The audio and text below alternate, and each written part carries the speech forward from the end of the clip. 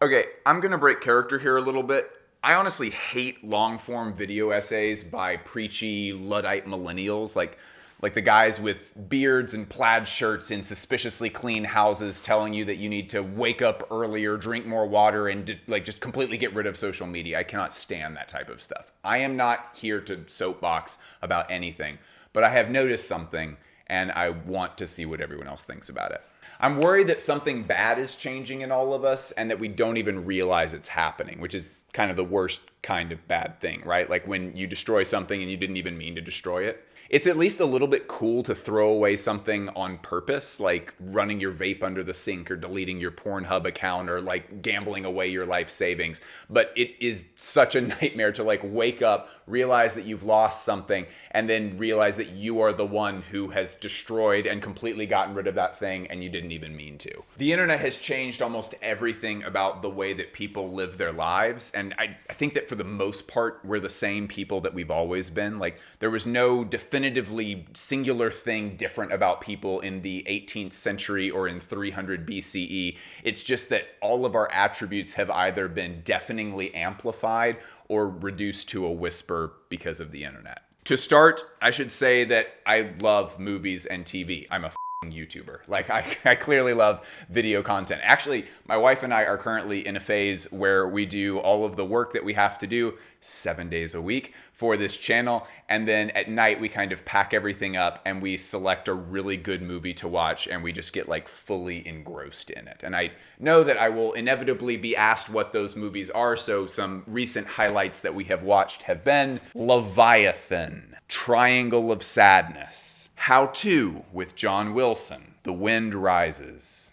and Lessons in Darkness. Oh, and okay, Lessons in Darkness, very important. And then also Santa Sangre, which, I mean, if you've seen The Holy Mountain, this is by the same director as The Holy Mountain. It's just, this is arguably more bonkers than The Holy Mountain, which is hard to believe. So yes, movies, very cool, but also it is destroying your brain. Allow me to explain. When video and sound come together, it becomes the most effective way in media for me to communicate information to you.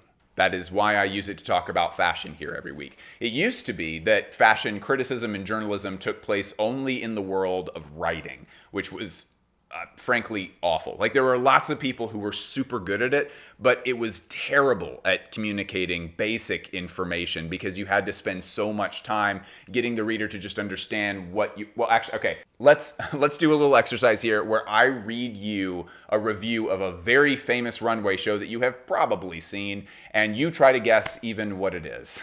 I'm going to replace the designer's name with the name Karen so we don't give anything away. Try to legitimately guess who this is before I stop. Karen, who alluded to images of trauma and insanity in a brilliant show on Tuesday night in a padded glass cell, sent out clothes that were then destroyed by the models wearing them. In Karen's show, they battered skirts made with loosely strung seashells that had been gathered by Karen's relatives in the Norfolk marshes, leaving unsightly bare spots on the fabric and a floor littered with broken ornament. That is Alexander McQueen's famous Voss show. This is one of the most famous runway shows of all time. Compare that to this. When you, the viewer, when your eyes can just take the thing in, I, the speaker, have much more time for analysis and criticism.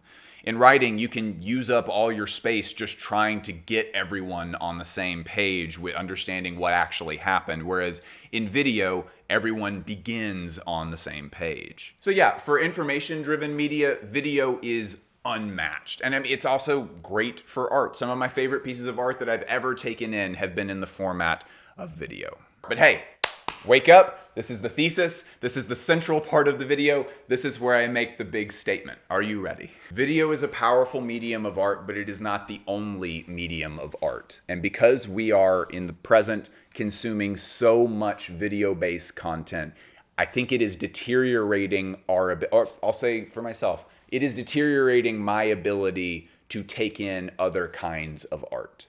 You know how like when it's time to meet up with your fashion friends to flick up some awesome fit pics and then you remember that you don't have any fashion friends? Well, that was my situation for a very long time as well. I don't have any IRL fashion friends. I have a fashion wife, which is pretty cool. But I don't have like a group of just like fashion friends that I go and hang out with. And I feel like most people don't have that. So most people turn to online fashion communities, but the problem with those, as I'm sure many people have seen, is that they are unbelievably toxic. You're either in ones where people are trying to spam self-promo stuff so much that there isn't any real conversation, or they're just full of absolute assholes. Join my Patreon so you can get on the private Discord server where it's just a bunch of fashion friends hanging out and talking about clothes all day. It's very info-driven, but it's very beginner-friendly. Everybody is allowed to ask questions. No one's going to make you feel stupid.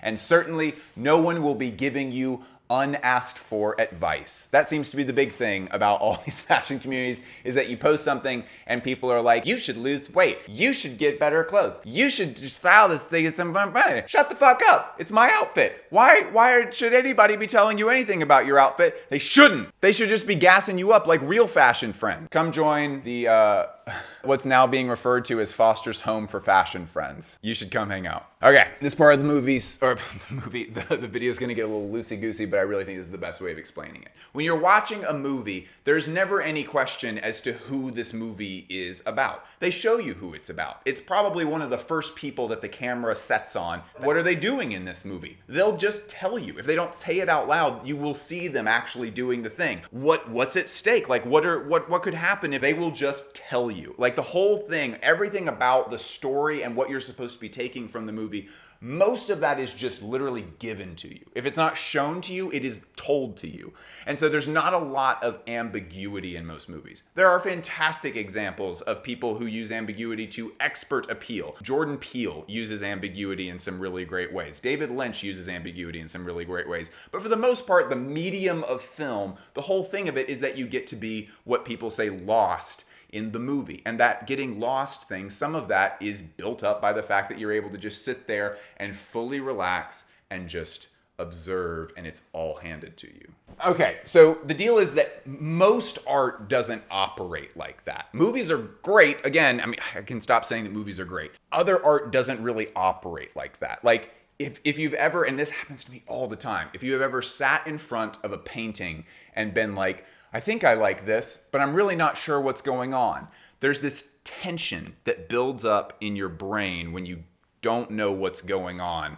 And that's frustrating because you almost feel like you are owed to know what's going on when you are taking in a piece of art. Painting, sculpture, and I mean, I'm a fashion critic. Fashion works in deep, deep ways like this, where you're supposed to kind of bask in that ambiguity and that uncertainty, and you're supposed to kind of enjoy not knowing until you figure it out, if you figure it out at all. I come back to this example all the time on this channel, but one of the best examples of this is, for those who are here that aren't fashion people, it's a fashion designer named Rei Kawakubo, who is the head of a brand called Comme des Garçons.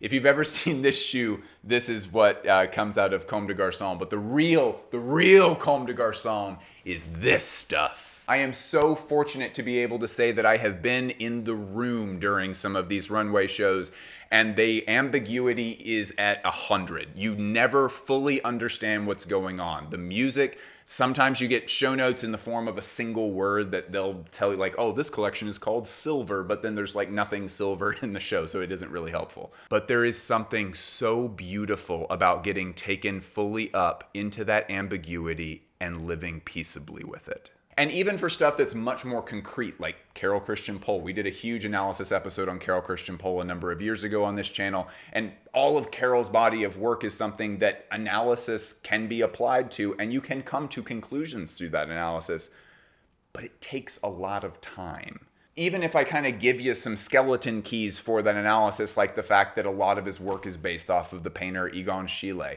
that's still going to be something that you're going to need to just kind of chew on, and then maybe make a trip to a city where you get to try on some of the clothes, and then, you know, take some selfies in the mirror without buying them because they're unbelievably expensive, unfortunately. And then look at some more lookbooks, look at some old pictures, continue to think about it, and then eventually reach some conclusion, maybe in a couple of years. Being comfortable with that not knowing, not understanding feeling is so crucial to so many pieces of art. And I have noticed in myself that I'm becoming less and less comfortable with that feeling. I will be looking at something, taking something in, listening to a song, and I'll be thinking like, I wish someone would just tell me like what the baseline meaning is here so that I can like do some further analysis on my own. And that shouldn't be what all of us are looking for when we're taking in art. There was a brilliant piece of video art that my wife and I found back years ago when we were still dating that was, it's called Lightning Dance by Cecilia Bengolia. It is a unbelievable piece of video art. Video art is different than a movie and it's different than a short film. It is meant to just be a piece of art in the medium of film, but it doesn't operate like other film things in that usually there is not a narrative and usually things are not handled with like characters and environment and storytelling the same way that you would in a movie or a TV show or a short film. Basically in this one, it just features black and white footage of kids dancing during a really loud thunderstorm. And it's just unbelievably beautiful to watch them smile and goof around and play with their friends. And I remember when I was sitting there for the first time taking it in, I was like, oh wait, who are these people? What are they doing here? What are these characters like motivation? What country are we in? Where is this taking place? And it was almost like I could hear the artist in my head saying, I'm not making a movie, dumbass, just watch the kids dance. And when I was able to let go of all of the questions that weren't even relevant. That's the weirdest thing, is that the questions that I needed answered so bad, they weren't even relevant to what the art was trying to do mechanically. When I was able to let go of those things and just take in the art on its own terms, it opened up for me, and it's ended up being one of the most impactful pieces that I've ever taken in as far as like studio art, stuff in a museum that I've seen in recent memory. It's absolutely beautiful.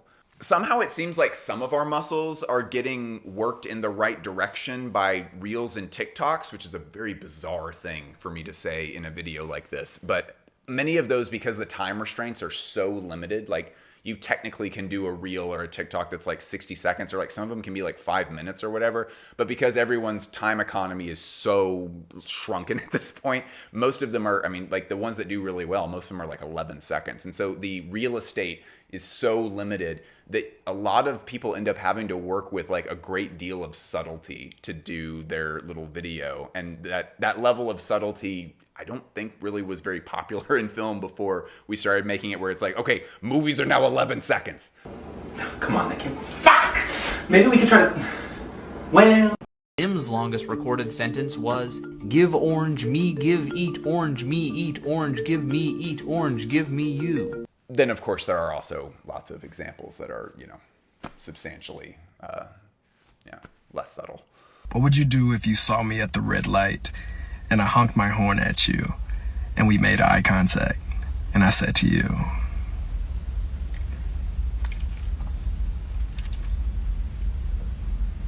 what's up, baby girl? I would love to know what everybody thinks about this, and I would especially like to know a specific piece of art that you have taken in where those questions of what's going on, what is at stake here, like where is this taking place, like you have all these questions, a piece of art where all of those questions kind of melted away and you just kind of got lost in the ambiguity of the piece itself. What was a piece that had that kind of impact on you, if you're able to name one? I love you all a ton. Thanks so much.